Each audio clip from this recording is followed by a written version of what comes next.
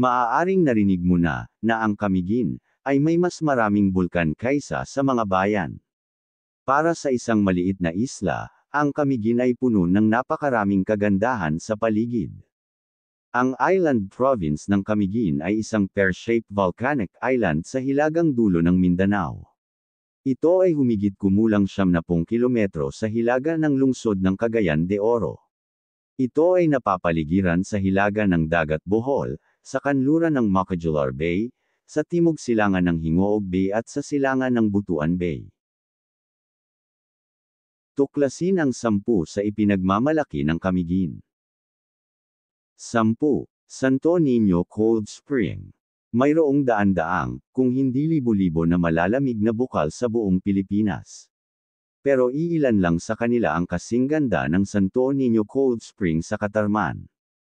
Ito ay may perpektong balanse ng pagiging binuo ng sapat na maaaring tamasahin ito ng mga casual, ngunit hindi masyadong maunlad na nawawala ang natural nitong kagandahan. Mayroong ilang mga mesa sa paligid ng spring kung saan maaari kang magpalamig. Mayroon silang mga comfort room para bihisan.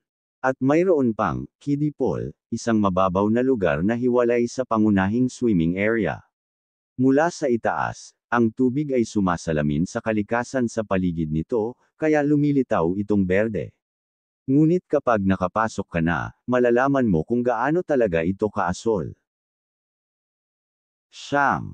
Gyob Church Ruins. Ang Old Gyob Church Ruins na hindi tulad ng Sunken Cemetery, ang simbahan ng Gyob ay nakaligtas sa pagsabog ng Mount Vulcan noong 1870s.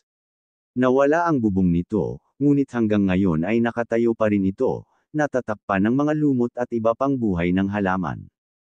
Mula sa kalsada, maaaring hindi mo mapansin itong mga lumang guho na natatakpan ng lumot. Ngunit kapag nakapasok ka na, makikita mo na talagang malaki ito sa loob. Maaari mo ring tawaging parke. Sa loob, makikita mo rin ang mga punong nakahilera sa tabi ng mga guho. May ilang bangko sa paligid. Ang Gyob Church Ruins ay isang magandang lugar para makapagpahinga pagkatapos ng isang araw ng paggalugad o pamamasyal. 8. Mount Hibok-Hibok. Hindi tulad ng Old Volcano, na halos lahat ay maaaring umakyat, ang Mount Hibok-Hibok ay isang mahirap puntahan. Ang pag-akyat sa Hibok-Hibok ay nangangahulugang 3 hanggang 5 oras na paglalakad sa matarik na mga inclines. Medyo nakakapagod ang paglalakad sa maulang kagubatan kung saan medyo mahalumigmig at mainit-init. Medyo mad-ulash ang lupa at maraming bato at mga sanga at medyo matarik. Ang kagubatan ay maganda, na lumilikha ng pakiramdam na para kang nasa Alice in Wonderland. Maraming magagandang halaman ang makikita. Sa tuktok ay makakakita ka ng makapal na patong ng ulap. Habang pababa naman ay may magagandang tanawin din na makikita. Madadaanan mo rin ang bulkan na nagkaroon ng pagsabog noong 1950s. 7. Tuasan Falls, at Katibawasan Falls. Ang Tuasan Falls ay hindi ang pinakamataas na talon sa isla ng Camiguin, ngunit gayunpaman, ito ay napakaganda dahil sa malalakas na daloy ng tubig nito. Ang falls ay matatagpuan sa gitna ng kabundukan. At ilang hakbang lang ang layo mula sa parking area nito. Karaniwan, na ito ay madaling ma-access ng sinuman. Ito ay matatagpuan sa Mount Tres Marias sa Municipality of Catarman. May 2 pool sa Tuasan Falls. Ang cascade ay unang bumulusok sa isang malaking pool at lumilikha ng mga agos patungo sa pangalawang mas maliit na pool. Ang Katibawasan Falls ay isang nakamamanghang talon sa isla ng Camiguin. Napapaligiran ng mga bundok. Ang napakalaking Katibawasan Cascade ay pinapakain ng mga batis ng tubig na dumadaan sa kahabaan ng Mount Timpuong, ang pinakamataas na tuktok sa Camiguin. Isang 70 metrong cascade ang bumulusok pababa sa isang pool na nakabalot sa masukal na gubat at mga madaong puno. Ang laki na ito at ang nakapalibot na tanawin ay magpaparamdam sa iyo na napakaliit habang nakatayo at nakatitig sa pagkamangha. Madali nating masasabi na ang falls ay isa sa pinakamagandang waterfalls sa Pilipinas. Sa paligid ng falls, may mga mesa at upuan para magpalamig at kumain ng merienda, mayroon ding magagandang malinis na banyo.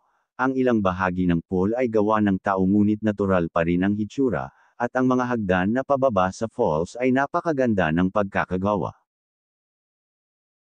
6. Taguines Lagoon. Ang Taguines Lagoon ay isang man-made lagoon na matatagpuan sa tabi mismo ng Benoni Port na nagtatampok ng maliliwanag na asul na tubig.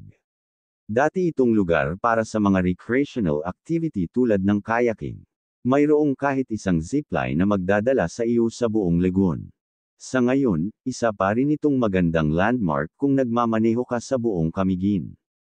Ang ilan sa mga lokal ay mahilig din mag-swimming dito. Marahil para mas ulit ang lagoon, nag-alok ng iba't ibang aktibidad para sa mga lokal, turista at mahilig sa water sports. 5. Katongan Mangrove Park. Ang Katongan Park ay ang kilalang mangrove park ng Camiguin dahil sa kaakit-akit na kapaligiran at kakaibang tono nito. Ang lahat ng ito ay isang kahoy na walkway na magdadala sa iyo sa mangrove forest. Marami ng iba't ibang mangrove forest pero wala ni isa sa kanila ang may hanging bridges kung saan makikita mong mabuti ang loob nito. Napakagandang konsepto dahil, bukod sa pagiging tourist attraction, nagbibigay din ito ng proteksyon sa coastal area ng bayan. Ang mga bakawan ay kilala na nagbibigay ng proteksyon laban sa erosyon, storm surge at tsunami. Ang malaswamp na mababaw na tubig nito na puno ng maitim at matutulis na ugat ay parang mga bitag sa piitan. 4. Sunken Cemetery. Ang Sunken Cemetery ay ang pinakakilalang landmark ng Camiguin.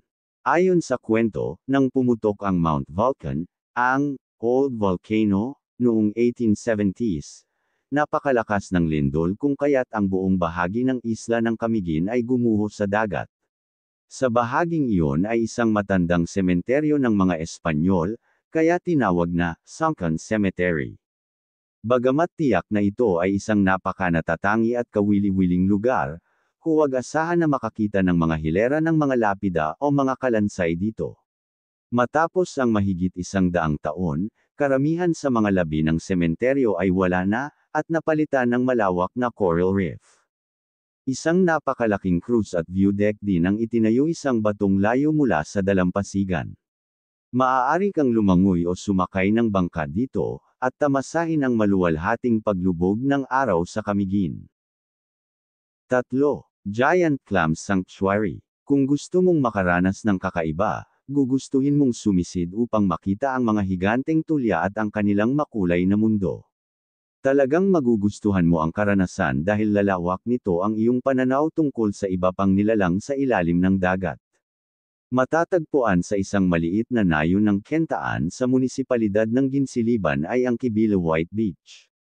Ang pinaka-espesyal na bagay sa beach na ito ay ang mga higanteng kabibe.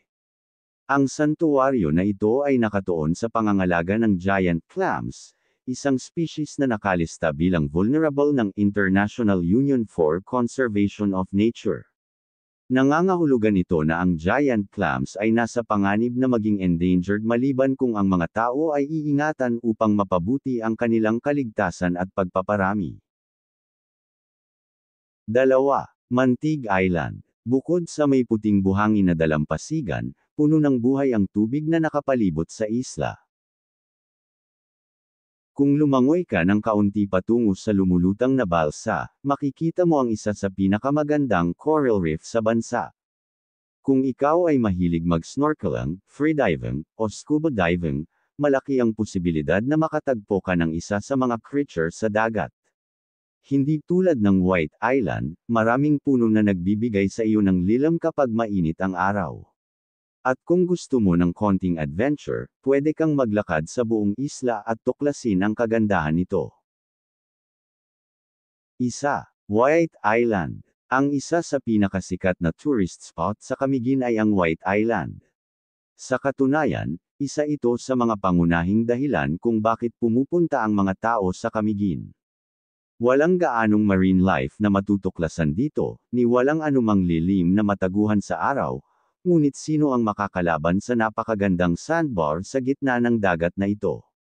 Ang tubig ay mas malinaw kaysa sa nakikita mo, at ang buhangin ay napakapino at puti, na maaari nitong kalabanan ang lahat ng nangungunang mga beach sa bansa. Mula sa White Island, makikita mo rin ang napakagandang tanawin ng isla ng Camiguin at ang mga taluktok nito higit sa lahat, ang Mount Hibok-Hibok.